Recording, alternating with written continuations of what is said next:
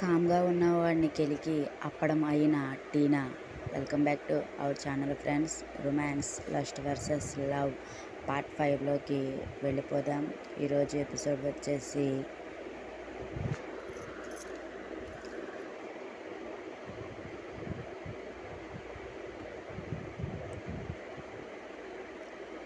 Evening వరకు ఎవరి వర్క్లలో వాళ్ళు ఫుల్గా బిజీ అయిపోయిన భూమి అండ్ కో జాగ్రత్తగా చేసిన వర్క్ అంతా సేవ్ చేసేసి హమ్మయ్య అని ఊపిరి పీల్చుకుంటారు. కానీ సందీప్ మాత్రం ఒక పక్క వర్క్ టెన్షన్ అయితే మరొక పక్క హాసిని చేసిన పెంట భూమికి ఎక్కడ తెలిసిపోతుందో అన్న భయంతో గుండెలు అరచేతిలో పెట్టుకుని లోపల భయపడుతున్నా బయటకు మాత్రం బలవంతంగా నవ్వుతూ వాళ్లతో మాట్లాడుతూ బయటకు వస్తాడు. కానీ అసలు సూత్రధారి అయినటువంటి హాసిని మాత్రం అసలు ఏం జరగనట్టుగానే, అసలు తను ఏం చేయనట్టుగానే నార్మల్గా భూమితో మాట్లాడుతూ వస్తుంది. ఒసాయి భూమి, అయినా మీ పిన్నికి ఏమి వచ్చి చచ్చిందే? ఎవరైనా ఇల్లు ఊరవతలు కట్టుకుని చేస్తారా? మీ పిన్ని మాత్రం వేసే వెధవ వేషాలు ఎవరికీ తెలియకుండా ఉంటాయని అక్కడ కట్టిందే ఇల్లు అని చిరాగ్గా అంటుంది. ఏమోనే, నాకైతే ఆ విషయం తెలియదు, కానీ నీకు మాత్రం ప్రతిరోజు నేను ట్రబుల్ ఇచ్చేస్తున్నాను కదా అని నొచ్చుకున్నట్టుగా అంటుంది భూమి.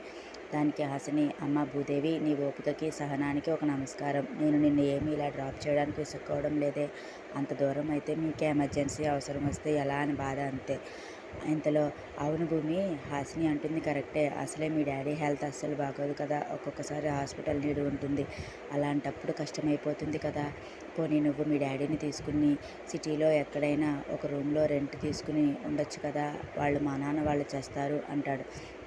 దానికి భూమి, అలా అనుకు సందీప్, అలా వదిలేసేదాన్ని అయితే మా నాన్న గురించి కూడా నేను ఆలోచించను, ఒకదాన్నే వచ్చేస్తాను.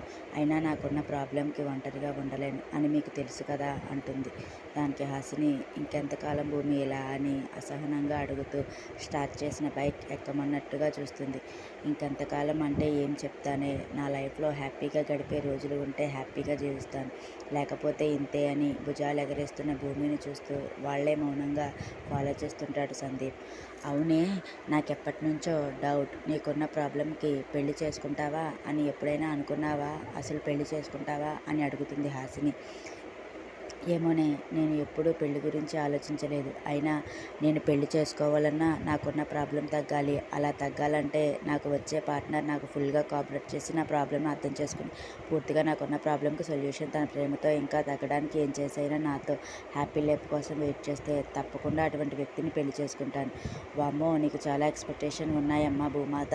ఈ కాలంలో ఇలాంటి వాళ్ళు ఎక్కడైనా ఉంటున్నారా? పెళ్ళైన వెంటనే ఫస్ట్ నైట్ అంటూ మీద పడిపోతున్నారు. ఇంకా చెప్పాలంటే పెళ్లి పీటల మీద కిస్లు కూడా ఇచ్చేస్తున్నారు. నువ్వేమంటే చేతిని పట్టుకుంటేనే గజగజ వణికిపోతావు, మరి ఇంకెక్కడ సాధ్యమే అని ముందు బొంగుమూతితో వెళ్ళిపోతున్న సందీప్ని చూస్తూ అంటుంది. అయినా అది కూడా కాదు. ఈ రోజుల్లో నువ్వు సీతవైతే నీకు శ్రీరాముడు కావాలని భీష్మించుకుని కూర్చున్నావు. శ్రీరాముడు కాదు కదా, అట్లీస్ట్ రావణాసురుడు లాంటి వాళ్ళు కూడా ఉండడం లేదే. నువ్వు అనుకోవచ్చు, రావణాసురుడు ఎందుకని. రావణాసురుడు సీతని లవ్ చేశాడు, అంతేగాని తన వైఫ్ మండోదరితో తప్పించి ఇంకెవరితో ఇల్లీగల్ కనెక్షన్స్ పెట్టుకోలేదు. కానీ ఇప్పుడున్న అబ్బాయిలు 20K నలుగురు గర్ల్ ఫ్రెండ్స్ మెయింటైన్ చేస్తుంటే 30కి వచ్చేటప్పటికి శృంగారం మీద రీసెర్చ్ చేసేంత గొప్పగా పండిపోతున్నారు. ఇలా అయితే ఎలానే పాప అంటుంది. ఏమో హాసిని, ఇందులో అయితే నేను కాంప్రమైజ్ అయ్యే సమస్య లేదు. మనం ఎంత పవిత్రంగా ఉండాలని అనుకుంటామో మనకు వచ్చే భర్త కూడా అంతే పవిత్రంగా ఉండాలని అనుకుంటాం కదా. నేనైతే ఇలానే ఆలోచిస్తాను, నాకు వచ్చేవాడు కూడా నాకులానే ఉండాలనుకుంటాను అని స్థిరంగా అంటుంది భూమాత. వామ్మో, మా భూమాతకి చాలా తన ఫ్యూచర్ హస్బెండ్ మీద భారీగానే ఉన్నాయే ఎక్స్పెక్టేషన్స్. మరి తను ఎక్స్పెక్టేషన్స్ రీచ్ అయ్యే మగవాడు ఈ భూమి మీద ఉన్నాడు అంటూరా అని ఆలోచిస్తూనే తన యాక్సిలేటర్ని అమాంతం స్పీడ్ పెంచేస్తుంది. అక్కడ హాసిని భూమి పెళ్లి గురించి అడుగుతున్నప్పుడే ఇక్కడ బెంగళూరులో ఫేమస్ పబ్లో విరాట్ పెగ్గు మీద పెగ్గు లాగించేస్తూ అప్పటికే 3 బాటిల్స్ తన పొట్టలో పోసేసుకుంటాడు. వాట్ డార్లింగ్, ఏమైంది? ఎందుకు ఇంత తాగేస్తున్నావు అని అంతమంది మధ్యలో కూడా సిగ్గు లేకుండా ఒక మినీ వేసుకున్న పాప విరాట్ బడిలో అటొక కాలు ఇటొక కాలు వేసుకుని కూర్చుని నేరుగా మినీలో నుండి దూకుతున్న తన పరువాలు విరాట్ గుండెలకు తగిలేలా చేస్తుంది. అలానే అటొక కాలు ఇటొక కాలు కాలు వేసుకుని కూర్చోవడంతో విరాట్ మెయిన్ హ్యాండ్లైట్ని తన తొడలతో తాకించేలా తనకు అంటుకుని మరీ కూర్చుని తన ముందు గ్లాస్ వెళ్తున్న ప్లేస్లోకి తన పెదవులను చేర్చి మత్తుగా అడుగుతుంది. వాట్ డార్లింగ్, ఏమైంది? ఎందుకింత తాగేస్తున్నావు? అంతమందిలో కూడా సిగ్గు లేకుండా ఒక మినీ వేసుకున్న పాప విరాట్ ఒడిలో అటొక కాలు ఇటొక కాలు వేసుకుని కూర్చుని నేరుగా మినీలో నుండి దూకుతున్న తన పరువాలు విరాట్ గుండెలకు తగిలేలా కూర్చుని అటొక కాలు ఇటొక కాలు వేసుకుని కూర్చోవడంతో విరాట్ మెయిన్ హెడ్లైట్ని తన తొడలతో తాకించేలా తనకు అంటుకుని మరీ కూర్చుని తన మందు గ్లాస్ వెళ్తున్న ప్లేస్లోకి పెదవులను చేర్చి మత్తుగా మూలుగుతుంది. దానికి విరాట్ విసుగ్గా ఆమె నుండి పెదవులను బలవంతంగా విడిపించుకుని, వాటినా మనం ఎక్కడ ఉన్నామో చూసుకో కొంచెం అని విసుగ్గా ఆమెను దూరం జరపబోతాడు. ఏంటి విరాట్, కొత్తగా మాట్లాడుతున్నావు? అయినా మనకి ఏమీ కొత్త కాదు కదా. మరి అంతమంది ముందుకు వెళ్తూ ఆల్మోస్ట్ తనకి లీవేజ్ విరాట్ మొహానికి తగిలించేలా మాట్లాడుతూ ఇప్పటి వరకు తోడలు తాకించిన ప్లేస్లోకి నెమ్మదిగా తన చేతిని చేర్చగానే విరాట్ గట్టిగా కళ్ళు మూసుకుంటాడు. టీనా, ప్లీజ్ లీవ్ మీ, మనం ఎక్కడున్నామో చూసుకో అని విడిపించుకోబోతాడు. No Virat, I want you, please నా బాధ కూడా అర్థం చేసుకో అని హస్కీగా మాట్లాడుతూ తన చేతులను మరింతగా ఎక్కువ చేస్తుంటే తన ప్రమేయం లేకుండానే విరాట్ చేయి నేరుగా ఆమె థైస్ని నిమురుతూ, ఇప్పుడు మూడ్ లేదు టీనా, తర్వాత ఎప్పుడైనా చూసుకోవచ్చు ప్లీజ్ అంటాడు. ఏంటి డార్లింగ్, మూడు లేకుండానే ఇంత చేస్తున్నావా? అదే మాట, మూడు ఉంటే ఇంకెంత చేస్తావో Virat. No please come on, let's our enjoy అని మత్తుగా మారిన కళ్ళతో కైపుగా అంటుంది. టీనా, చెప్పేది అర్థం చేసుకో, నా మూడు ఇప్పుడు అస్సలేం బాలేదు. ఉదయం సుష్మాకి జరిగిన విషయం నీకు తెలియకుండా ఉంటుందా? ఇప్పుడు నా మూడ్కి నీ బాడీ తట్టుకోలేదు. అవసరంగా నీ బాడీని పంచర్ చేసుకుంటావా అని ఒక్కసారిగా తొడను నలిపేగానే ఔచ్ అని మత్తుగా మూలుగుతుంది. నో ప్రాబ్లం విరాట్, నీ మూడు బాగోకపోతే నేను సెట్ చేస్తాను కదా. అయినా వారం రోజుల నుండి నీతో కలవడానికి ఎంత ఎదురు చూస్తున్నానో తెలుసా?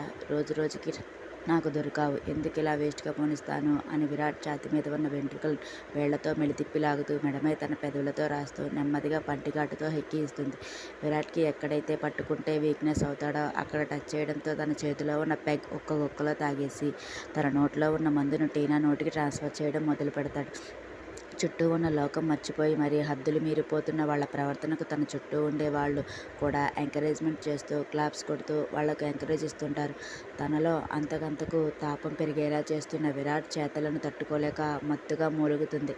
విరాట్, ఐ కాంట్, ప్లీజ్ లెస్ట్ గో, రూమ్లోకి వెళ్ళిపోవచ్చు, ఇక్కడ కంఫర్ట్ లేదు, ఇంకా నేను నీకు దూరంగా ఉండలేను అని మూలుగులతోనే సమాధానమిస్తూ తన భారాన్ని మొత్తం విరాట్ మీద మోపేసి ఒంటి మీద బట్టలను కూడా భారంగా ఫీల్ అవుతుంది టీనా.